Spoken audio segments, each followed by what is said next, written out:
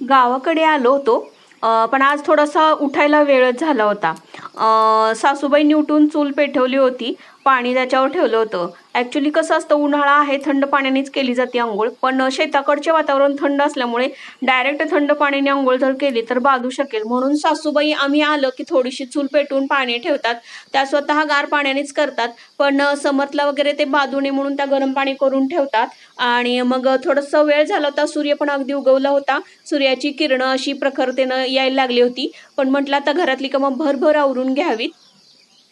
शेतात नांगर आला होता. नांगर घालायला ट्रॅक्टर आला होता आणि ही बदकं जी आहेत त्या नांगराच्या मागे फिरत होती.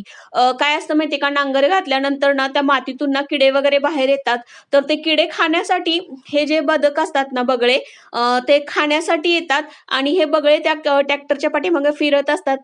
समर्थ म्हटलं, "आई खूप सुंदर बगळे आलेत, चल आपण बघूयात." म्हणून मी बाहेर आले होते आणि खरंच खूप छान असा नजारा वाटला. म्हणून हा पण म्हटलं आपण थोडासा शूट करूयात. तर हे बगळे बघू शकता, इतके भरलेले आहेत ना पूर्ण रानात आणि ते ट्रॅक्टरच्या मागच फिरत असतात. सकाळची सगळी कामे भरभर आवरून घ्यायचं होतं.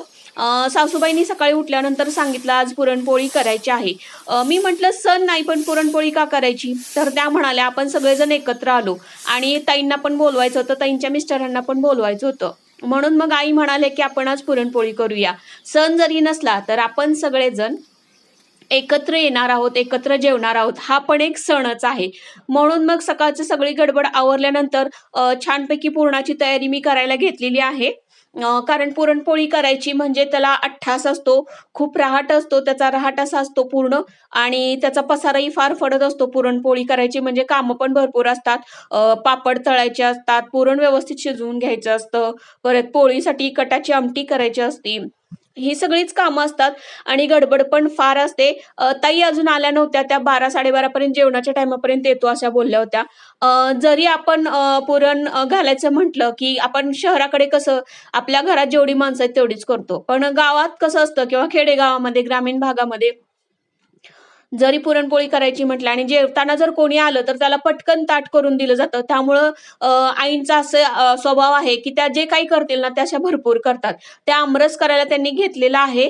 माझं पुरण शिजवून झालं होतं, कटाची आमटी तयार झाली होती. इकडे मी कुकर लावला होता भातासाठी आणि आई आमरस करत होत्या. आई म्हणाल्या, की जो आता नांगर आलेला आहे शेतात, तर त्याला सुद्धा जेवायला बोलवायला पाहिजे. मग त्याच्याबरोबर तो स्वतः ट्रॅक्टरवाला आणि तो ट्रॅक्टर चालवणारा त्याचा तो जो ड्रायव्हर होता तो. अशी दोघं माणसं तर होती जेवायला.